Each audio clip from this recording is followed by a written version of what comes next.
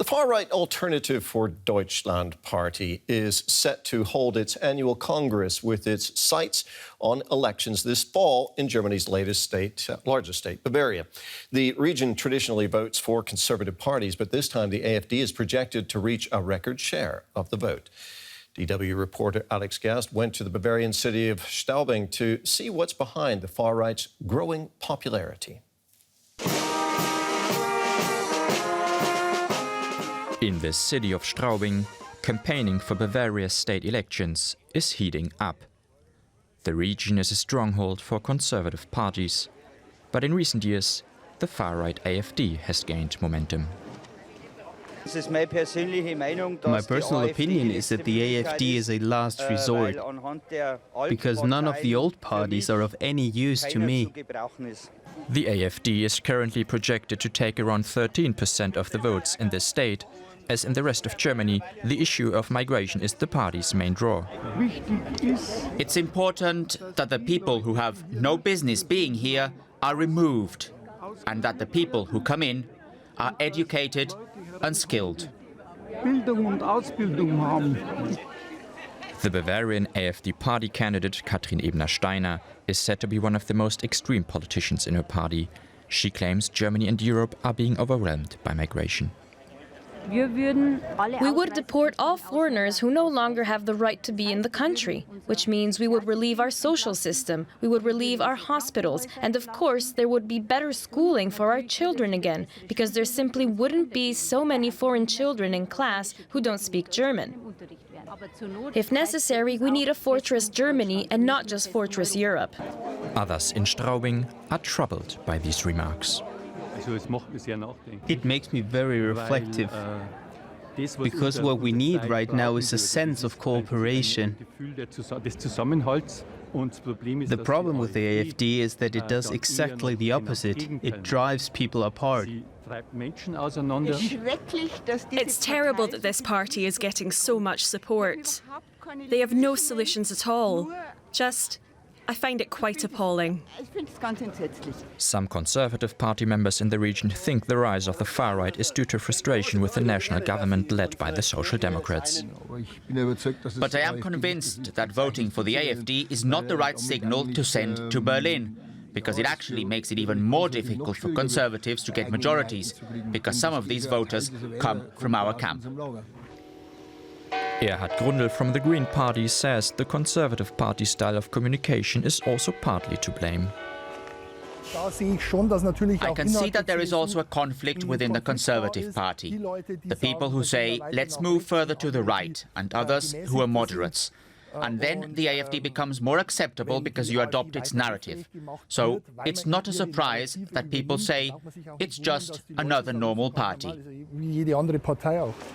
2 months before the elections in Bavaria, the mainstream parties appear to be lacking a strategy for countering the far-right AfD.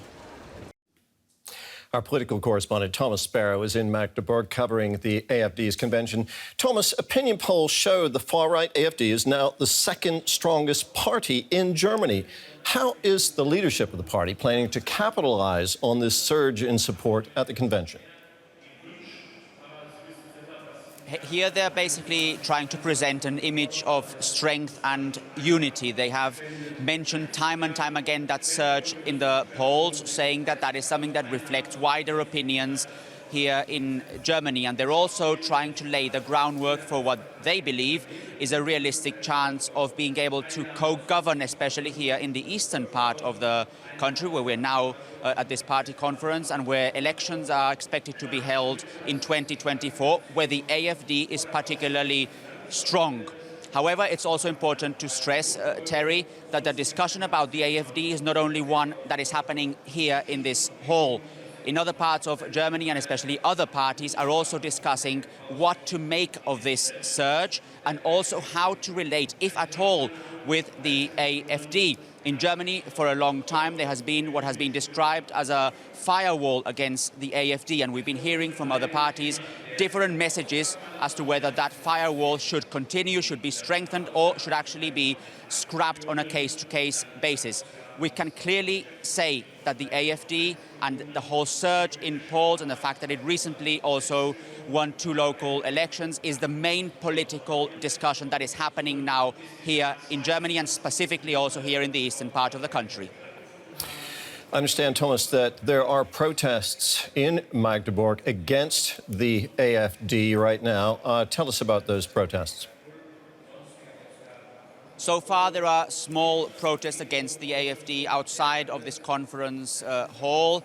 A bigger protest is planned tomorrow here in the city of Magdeburg, but it's also relevant to stress that this is a common sight that you see in basically every party conference of the AfD. There is no other party in Germany that polarizes more than the AfD, and this is something that you obviously specifically see when you get this party conference, when you have so many delegates of the AfD in one specific city, and when you have also other people outside criticizing what they believe are racist or anti-democratic policies by the AfD.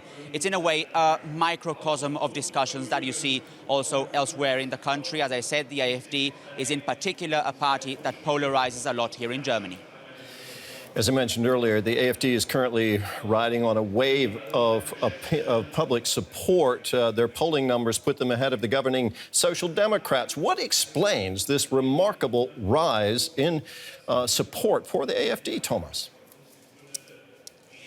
In one word, I would say dissatisfaction. If you look at several polls, you will see that people who would vote for the AfD would do so not necessarily because they like the AfD, but because they're disappointed by other parties, and they're very disappointed, by the way, specifically in the Social Democrats that lead the federal government. So it essentially means that the AfD surges when the political environment in the country is tense, when people are insecure, when they do not know exactly where to look. And this is something that we've also clearly seen here, that the AfD is trying to present itself as a party that can also present solutions, that it's not only attracting people that are dissatisfied with the rest, but that can also attract people that are interested in their own specific policies. But again, other parties in Germany would differ with this.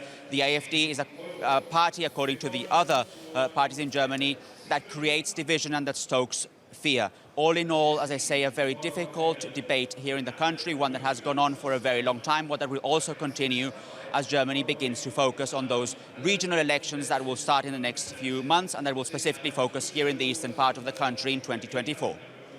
Thomas, thank you very much. Our political correspondent, Thomas Sparrow in Magdeburg. DW political correspondent Benajmin Alvarez-Gruber told me earlier about the significance of the AfD's rise in Germany. It is a nationwide phenomenon that we see. So Bavaria is not the only state where the AfD is gaining this support. But if we look at a nationwide level, the party stronghold is in the eastern part of the country. If we look at 2 states, Saxony-Anhalt and Brandenburg, the party would get more than 25%, according to recent polls. And in the state of Thuringia, where they recently won an election, almost 1 in 3 would vote for the AfD.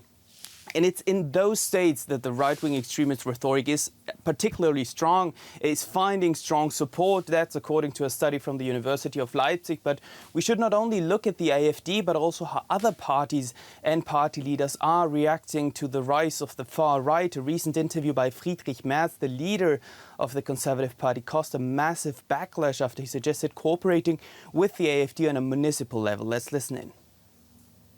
At the municipal level, the party politicization has gone a bit too far.